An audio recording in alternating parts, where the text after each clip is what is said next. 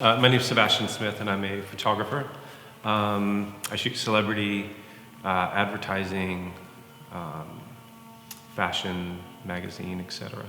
I'm from New York City, and I currently go back and forth between New York City, Nashville, and Paris. Awesome. So how did you get into photography? I really had no clue. I mean, I think I just wanted to do something different. I had to do something different. So I used to be a cop, and I was the type of cop that you wanted to pull you over. So I would basically just write you a ticket and send you on your way, because I really didn't like to do the paperwork. And so one day I was getting a lot of flack for not writing tickets, and I decided I'm going to go out and I'm going to write some tickets. So I pulled a guy over. I was going to write him 3 tickets, and then just basically started talking to him.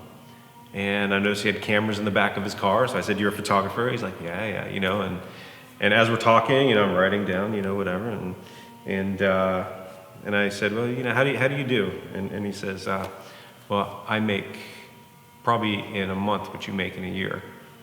And so I said, "You know what? I'll make you a deal. You teach me photography, and I'll rip up these tickets." And he was like, "Done." And of course, he could have left, and never looked back. But he stuck to his word. And so I would shoot images and then send them to him, and he would correct the contact sheets, and then mail them back. And that was a relationship we had for like the first 3 years as I was learning. He didn't even live in the same area, and so. Yeah. That's awesome. So speak to kind of the value of kind of getting outside yourself and talking to people. You saw something and you're like, "That's interesting, I want to do that." And you reached out to that guy and you kind of started a mentorship in a way. So kind of speak to the value in finding someone who's maybe better at what you do and kind of getting under their wing and learning. Yeah, I can easily do that. So essentially, sort of my philosophy is, look, there are people that do things a lot better than I do, okay? My taxes, there's a guy that does those for me, okay? Because I'm not good with that. Cleaning out my computer, whatever. I mean, fixing things, that's not who I am. So I hire people that do those things better than I do. Even assistants that know programs better than I do, I'll bring them in and have them assist or digitech because they're really good at what they do. So I think what any artist needs to do, especially if they want to learn a specific craft, they need to find someone that does it better than them, and they need to work with this person as much as they can, either interning or assisting, and just learn it, just soak it all up. Because I think if you have this dream, this desire to be a photographer or be whatever, a painter, any sort of like artistic profession, I think you need to learn from people that have already made the mistakes before you. So I think it's incredibly important to find those people, and then from there, once you learn it all, once you soak it all up, and create your own style from there. That's good. That's awesome. So talk about kind of the journey of, so you first got into photography with this guy that you pulled over. So talk about the journey from there to kind of learning, to kind of getting on this level, and then creating your own style. How long did it take you to kind of develop your own style and get into the groove of things? I didn't just I just didn't pick up the camera and just start shooting, for these amazing clients or celebrities, right? So, there's a lot of things that I had to go through, a lot of steps. And the thing is, first I had to learn everything that I needed to learn about photography, like inside and out, with film and digital. And then from there, essentially I had to create my own style. But even when you start to create your own style, I don't think you really fully get to this point where your style is defined, because I think obviously as an artist, you're always evolving, and the general idea is you want people to look at your work and say, "Oh, that's a Sebastian Smith." Like if you look at a Picasso, you know what a Picasso looks like.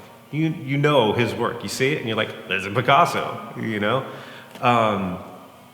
But I think for me, it took close to 8 years for me to really, really have a style that when people looked at it, they said, oh yeah, Sebastian shot that. And I think as an artist, I mean, that's truly what you want. So it's a long, tough process. There's a lot of bumps along the road as you move along as well. I mean, there's so many people that, like I had someone destroy my work one time that said, this is shit. And I was like, wow, man, so how do I take that? I mean, what do I do with this information? So I can either let it truly affect me, or I can prove the guy wrong. And to be honest, now that I look back at it, yeah, it probably was shitty work. I mean, I was a very young photographer at the time. I didn't necessarily have my style, nailed down, and I was shooting things that were sort of outside my wheelhouse at that point. So, but I put it in my head all right, this guy's an asshole. I'm not going to let myself be talked down by this guy. So I got to prove him wrong, and I have. Yeah. Which is nice.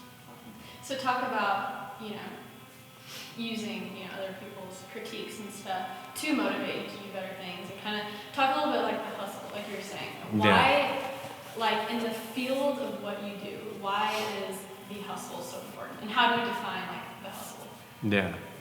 I mean, I think everyone's hustle is a little bit different. So my hustle and grind and the way that I, push to facilitate the arrival of things or make things happen probably stems from being in New York for so long. Because there's a way of doing things. It's a lot faster pace.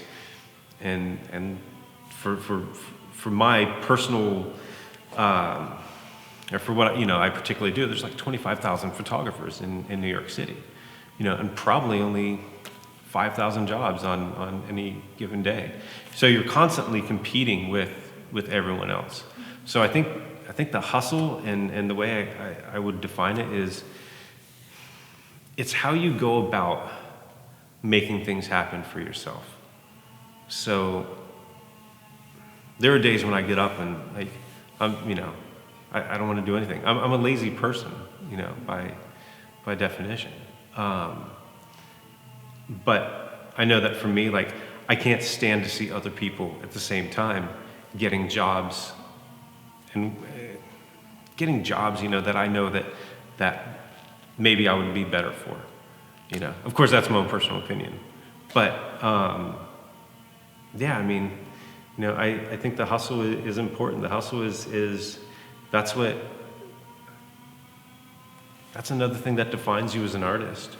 How bad do you want it? For me, photography is the first thing I think about when I wake up. And that's the last thing I think about when I go to bed.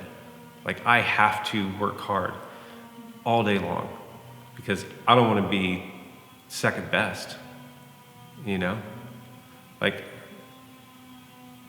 I think that's what it comes down to. I'm not second best. I don't look at myself that way. And I feel like I'm good at what I do, and I let clients know, I'm good at what I do.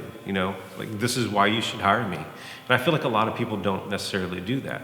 I feel like they don't know how to sell themselves. They don't know how to let the client know, hey, you should hire me because X, Y, and Z. And I probably charge a little bit more than maybe other people do, but also let them know if you buy quality, you only cry once. So you can get that photographer to, just shoot your ad for $250 in a case of Jack Daniels. But what are you getting? You're getting $250 in a case of Jack Daniels, looking film. It's going to look like that guy. That's all he got paid. And so I try to, as much as possible, let people know, look, if you hire an artist, no matter who the artist is, if you're hiring artists, you're hiring them based on their opinion, okay? Not necessarily just fully based on their work, or their body of work, but on their opinion. because that's why a client would want to hire me, because I give him the opinion of this is going to look good, and this is going to look good, and this is not going to look good, and then we sort of marry all the creative minds together. How did you get to the point of working with these big clients? Because I think that kind of ties into the hustle. So yeah. Kind of talk about that. It's kind of funny because I get that question a lot, like how did I get to the point where I'm working with the clients I'm working with? And it's a hard question for me to answer because it's a little bit like a flash. That time went so fast. I would say the way it happened is I was just hungry for it. I was hungry for it, and I kind of had this Michael Phelps sort of attitude, right? So I would wake up in the morning, I would shoot, take a camera everywhere with me. I would meet someone on the train or on the subway, and I would talk to them. And then I would network, and then I would make sure I was at every event, and then I the whole Michael Phelps thing is then I would get home and I would shoot more. But the thing is I never opened up the other magazines to look at other photographers' work. So I always felt like I was, it's like being a championship swimmer. Like if you look straight ahead and you swim for yourself, instead of looking left and right, I feel like you're going to be more successful because I think, we're inundated with millions of images every day, everywhere we look, Instagram, social media, advertising on the TV, on billboards, sides of buses. There's so many images that are just flying at us. And I think if you can separate yourself from those images and make yourself not look at them, and don't open up magazines, don't look at your competition, then you are your own competition. I say look for people maybe for inspiration, but don't dwell on it. And I think that's kind of the maybe the fast, or I guess maybe that's how I got maybe to where I got, because I didn't know what other people were doing, and I didn't really care what other people were doing. I focused on doing my thing and my thing only, and I didn't want to. I didn't really give a shit what other people were doing, because it affected me absolutely. It didn't affect me at all, So, I mean, I don't know if that makes sense. I mean, maybe in a better way to put it is this: the way that you get from point A to point B is just don't look at any of your competition at all. Just stay away from it. Maybe look at the masters for inspiration, but when you start looking at your competition,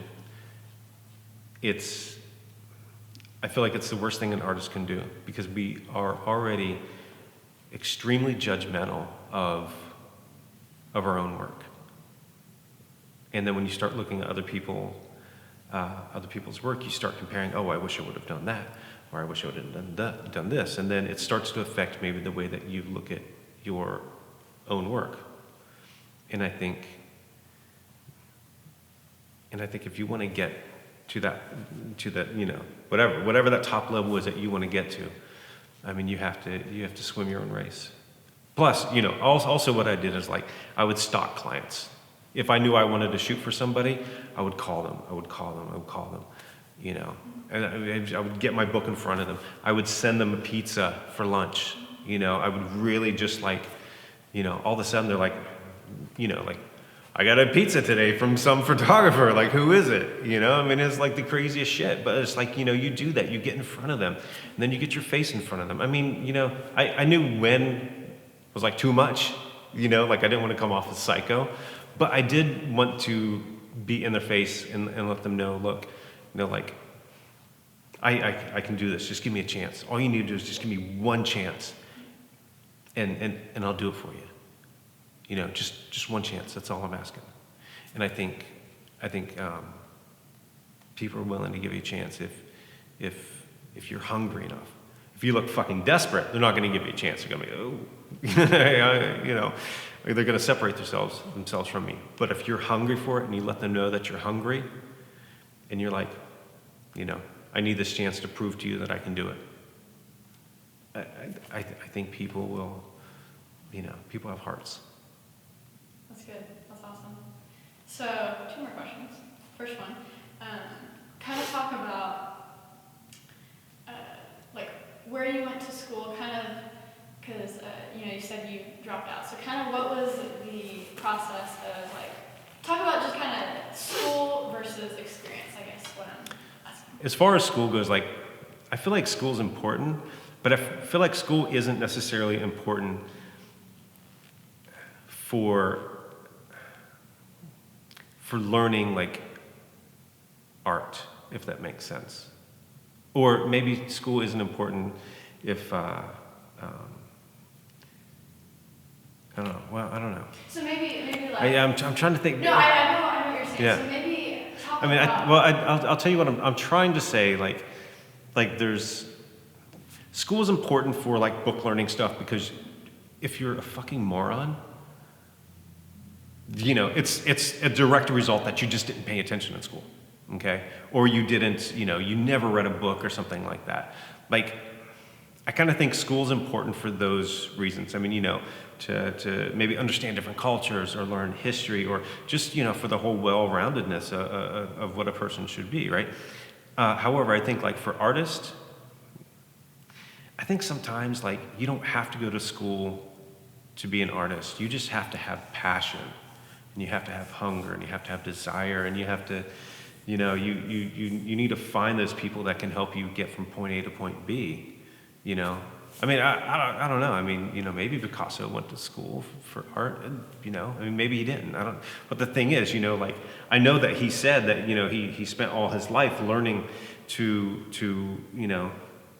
learning to draw like he was like 4 years old again. Learning, like that was the crux. Like, he spent all his time practicing so he could draw like a 4-year-old again. And I think there's an innocence to that can't be taught in school. I mean, once you get into the real life, the real world of like a working artist, I mean, like, let's be honest, it's there's something sexy about, about saying, I'm a starving artist, and, you're living that life. But like, it's cool, maybe when you're like 18, 19, but that shit isn't funny when you're 40, Like, what are you gonna do? You're gonna pick up your girl and, in like a Ford Pinto because because a starving artist is like, a cool, sexy, title. No, I mean, it's not. There's nothing sexy about eating fucking ramen. There's nothing sexy about like worrying about when if the electric's going to be paid or, turned off, or, or like bills being paid, So I think the thing is, like,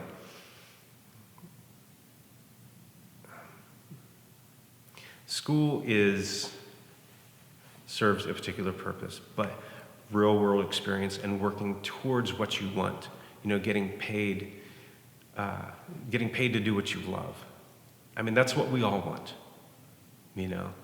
I mean, how many people work jobs where like they fucking hate their job. So many people hate their job. They go in, they punch a time clock, they come back out, and they live for the weekend where they could just sit and decompress and think about having to go into work the next week, and what projects they have to. There's nothing amazing about that. So, I don't know. I mean, I have this thought, like we're only here once. I personally have never met anyone that's come back. No one's ever said, "Hey, remember me? I was I was in 3rd grade with you. I died when I was 17. And but I'm back now, like shit's never happened, okay? I feel like we're only here once. And why waste time, working for someone else? Why waste time, sitting in a desk underneath like fluorescent lights and it's like that movie Joe versus the Volcano. Tom Hanks.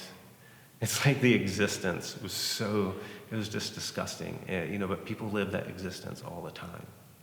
And I think if if you are passionate about what you do, if art is like that's your shit, and that's what you want to do with your life, whatever your art is, you know, you can create your own art that hasn't even ever been created. It just whatever it is, like just focus on it and do it, and don't look back.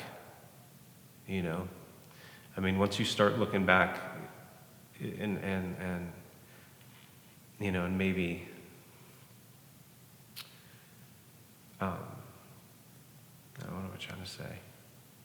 Well, I mean, once you look back and you start to have doubt, you know, like with what you're doing, I mean, I don't know. I think that's the death of an artist. You know, like, don't ever doubt what you're doing. Don't let anyone ever tell you that you can't do it. You know, I've had a couple people try to like put that hex on my mojo over the years that I've been doing it, and you know, it does a number on you as an artist. It really does. You know, so I think just do your shit. You know, be an artist. Just make art. That's it. Just make art. You know, whatever it is, just do it. You know, make this world a more beautiful place. Perfect. That's awesome. I hope that was all right. No, that was cool. Okay, but one more thing. Like, this is not like the artificial side of it. Just kind of like asking what gear and stuff you use. Okay. So, can I lie and say like, I used a red camera, and I carry around a red camera with me, and anywhere I go. But what I think about it's cool is, you know, I feel like people out there, because just me, I love gear. I really want to slam Sony. Can I slam Sony? No. That'd be awesome. Awesome. Well, I used to use Sony until I found out that they were targeting soccer moms and wedding photographers, and that was their target market, and that's why I stopped using them. That's awesome. Fuck you, Sony. And whatever. Hey, cut. But no, like, because I think a lot of people think that they need this like insane setup. They need every lens under the sun, every camera. I just had this conversation, so I can easily have this. So one, talk about what you use, like the actual physical gear that you use, and then two, maybe talk about like the beauty of like simplicity. Maybe if that's the road to go. No, whatever yeah. you. Yeah. So currently I'm using Canon cameras, Canon system. I'm also using Profoto lights. As far as like the camera, I was using the 5D Mark II for a while, but actually went to the 6D because I feel like it's a little bit of a better camera than like the 5D Mark II. Sorry, Canon. But I really like it. I was going to go with the 5D Mark III, but you know, I mean, it was like $2,000 more than the 6D. To be honest, like not a single one of my clients will ever be able to tell the difference between the Canon 6D and the 5D Mark III. There's just no way. Because really what it comes down to is it comes down to the glass. Okay, so whatever lens you're using. So that's where I really put my money into my system. So, you know, I use the Canon L series lenses. There's one lens I use that is not an L series lens. I don't even know what it is. It's a Canon lens. Anyway, it's the 85 millimeter 1.8, and that's my beauty lens. Like whenever I shoot like any beauty shots, I love that lens so much. I think some people would say like use a 105, but I really, really love it. And it doesn't cost much. I think it was like $300, but it's so beautiful and clear and crisp, and so whenever I'm doing any portraits or beauty, you know, that's the lens I use. I mean, you know, I mean, I could be wrong, but I feel like if you're using like even like the T series lenses, like the T4, T5, whatever, you know, but you have some really good glass on it, I think nobody's going to be able to tell the difference, you know. But I do think, you know, if you're going to put money into your system, put it into your lenses. I think that's incredibly important. You know, when I go anywhere, like I'm a minimalist, so I literally will travel to a job with, unless I know I'm going to need more, I try to travel with as little equipment as possible. I mean, many times you'll see me just with a camera and a reflector, and that's it. And I shoot all my beauty stuff outside in natural light. Yeah, portrait stuff outside as well. And I try to shoot as much fashion outside as well, unless I really need to be in the studio, and then, you know, then I use just like simple Profoto D1 Airs. So, you know, as minimal as I can get. You know, I think photographers that put a lot of money into their equipment, they're one of two things. They are either wasting their money because someone told them that they needed this and they don't really need it, and it's overkill, or they actually need that equipment for a particular client's needs. You know, but I think if you're not shooting a billboard, you know, you don't need a 50 megapixel camera. I mean, you just don't. When it comes to gear, less is more. There's definitely beauty in simplicity. Focusing. How close can I get? Hey guys, what is up? It's Sarah. I am in LA this week. Right now I'm at Venice Beach. I hope you enjoyed that little Creative Spaces TV extra. Hope y'all are having a great week. Next week I will be posting a California video of a conference I'm going to out here. So y'all have a good one. Thanks for watching. Hit that like and subscribe button, and I will see y'all in the next one.